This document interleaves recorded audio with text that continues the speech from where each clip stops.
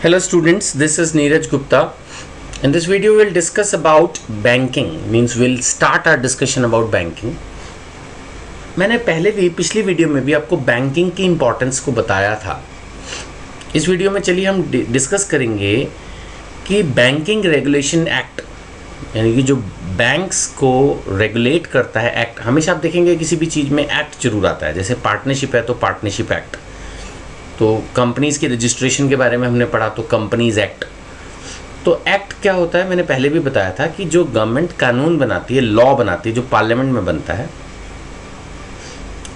वो एक्ट कहलाता है. वो कानून जब पास हो जाता है, प्रेसिडेंट भी उसको साइन कर देता है, ओके कर देता है, यानी कि एक तरह से मिनिस्टर और प्रेसिडेंट सब उसको ओके कर देते हैं, तो वो एक कानून बन जाता है, एक्ट बन जाता है. और उसके आगे हमेशा एक ईयर लिखा रहता है, जस्ट टू इंडिकेट कि ये किस पर्टिकुलर ईयर में एक्ट पास हुआ था. So banking plays an important role in the economic development. Actually economy जो चलती है वो बैंक्स के थ्रू चलती है mainly. The banking regulation act 1949 defines the term banking as accepting for the purpose of lending. यानी बैंक पैसा ले रहा है, लेकिन किस लिए ले रहा है? For the purpose of lending, उधार देने के लिए, और investment of deposits of money from the public. यानी पब्लिक से पैसा लिया जा रहा है, पब्लिक से पैसा ले रहा है बैंक, बट क्यों ले रहा है? क्योंकि उनको उधार देना है, या फिर उस बैंक जो है अपने पैसे को आगे इन्वेस्ट कर देता है. Repayable on demand. अब जब मर्जी जाओ बैंक से अपना पैसा निकाल सकते हो. पहले तो फिर भी बैंक के एक टाइम होता था, अब तो 24 आवर्स बैंकिंग हो गई है, ऑनलाइन बैंकिंग. अब जब मर्जी अपना पैसा किसी को भी ट्रांसफ़र कर दो. एटीएम लगे हुए हैं 24 घंटे. अगर आपको कैश भी चाहिए तो भी कोई प्रॉब्लम नहीं, अब जाओ और अपना कैश निकाल लो, है ना. और अदरवाइज एंड विड्रॉबल का मतलब निकाला जा सकता है. कैसे? बाय चेक, ड्राफ्ट, ऑर्डर, और अदरवाइज. ऑर्डर माने पे ऑर्डर भी है या कोई इंस्ट्रक्शंस भी हैं. कहने का मतलब है आप अपने पैसे को बैंक में जमा कराते हो, उसको आप कभी भी वापस ले सकते हो, और बैंक्स भी जो है आपसे पैसा लेकर दूसरे बिजनेसमैन को उधार दे रहा है. तो ये बैंकिंग रेगुलेशन एक्ट की डेफिनीशन है, ठीक है ना. अब इसी डेफिनेशन को नीचे तोड़कर पॉइंट वाइज समझाया गया है. ध्यान से देखिएगा, ये एक बहुत सिंपल सी डेफिनेशन आपको दी गई है.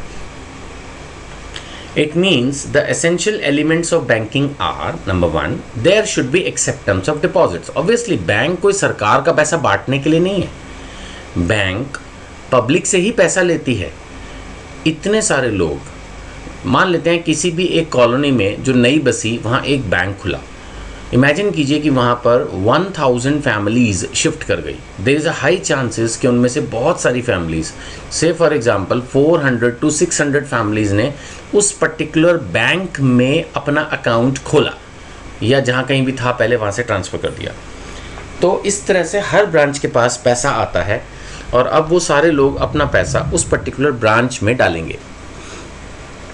दिस वे बैंक की हर ब्रांच में पैसा आता है जो ओवरऑल बैंक के पास पहुंच जाता है. So there should be acceptance of deposits. लोग जब पैसा जमा कराते हैं तो बैंक उस पैसे को ले लेता है और उनको एक नॉमिनल इंटरेस्ट भी देता है. The deposit should be received from the public.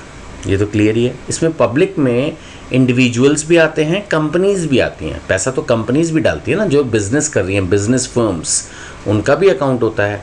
और जो इंडिविजुअल्स होते हैं लाइक राम, रहीम, महेश, उनका भी होता है. तो सबका पैसा बैंक में जमा हो जाता है. The deposit should B receive from the public. जैसे मैंने कहा, the word public includes individuals, business firms, या इवन एनजीओज, उनके पास भी बहुत पैसा होता है. Temples, all kinds of entities have their bank accounts and they have lot of money with the bank. Third, the deposit should be repayable on demand. On demand मतलब जब चाहे निकाल लो. आपको ऐसा नहीं है कि कोई बैंक से परमिशन लेनी है पैसा निकालने के लिए. ऑब्वियसली अगर आप बैंक की ब्रांच से जाके पैसा निकाल रहे हैं तो एक प्रोसेस है, आपको चेक देना पड़ेगा एंड ऑल दैट. बट आजकल ऑनलाइन बैंकिंग है, तो यानी बैंक्स का एक बस प्रोसीजर है कि you have a proper user name, password and all that, and then you can transfer money to anyone. आगे पढ़ रहा हूँ, थर्ड पॉइंट फिर से पढ़ रहा हूँ. The deposit should be repayable on demand और on expiry of a term. FD का नाम सुना है आपने, आगे चल के ये सब चीज़ें आएंगी. Fixed deposit, FD. तो आप जब बैंक में एफडी कराते हो, सपोज आपने 3 साल की एफडी कराई, तो बैंक आपको 3 साल के बाद वो सारा पैसा वापस करता है विद इंटरेस्ट, और आफ्टर अ स्पेसिफाइड पीरियड. तो वो कोई भी टर्म या कुछ भी एक समय के बाद आपको वो सारा पैसा मिलता है। The purpose of deposits should be lending और investment. The purpose of deposits should be lending और इन्वेस्टमेंट्स, है ना। तो जो हमने डिपॉजिट्स किए हैं वो हमारी एक इन्वेस्टमेंट भी हो सकती है, ये भी हो सकता है कि वो हमने पैसा जो जमा किया वो आगे लोन की फॉर्म में बैंक बांट देगा, या हमने कोई लोन लिया है उसी का हम रीपेमेंट कर रहे हैं, कुछ भी हो सकता है। अल्टीमेटली हर पर्पस के लिए बैंक एक तरह से बीच में है। आगे लिखा है, in simple words we can say that bank is a financial institution which accepts money on deposits, repayable on demand and also earns a margin of profit by lending money। अब इसको margin of profit को समझिएगा, this is a very important concept, margin of profit। ये क्या चक्कर है, bank आखिर इतनी सेवा दे ही क्यों रहा है, या बैंक का इतना खर्चा हो रहा है फिर वो कमा कैसे रहा है। कभी शायद आपने, अभी तो आप छोटे हो, बैंकिंग नहीं की होगी, लेकिन जैसे अगर आप बैंकिंग करोगे तो हो सकता है आपके दिमाग में कभी एक सवाल आए कि यार बैंक के अंदर इतना बढ़िया एसी वेसी लगा हुआ है, सब लोग बैठे हुए हैं और बैंक में सैलरियाँ भी अच्छी मिलती हैं, इतना महंगी प्रीमाइसेस है, इतने महंगे कंप्यूटर सब लगे हुए हैं, और हम पैसा जमा कराते हैं और रादर वो हमें जब हम पैसा वापस मांगते हैं विद इंटरेस्ट पैसा वापस कर देते हैं। तो बैंक ने हमसे कमाया नहीं, रादर हम बैंक से कमाते हैं।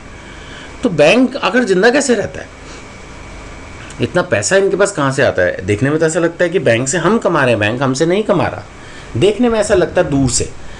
अब मैं आपको समझाता हूँ कि बैंक का जो मार्जिन ऑफ प्रॉफिट की बात कर रहे हैं वो कहाँ से आता है। देखो, बैंक वाले आज की तारीख में 6% के आसपास इंटरेस्ट देते हैं, रादर और कम होता जा रहा है।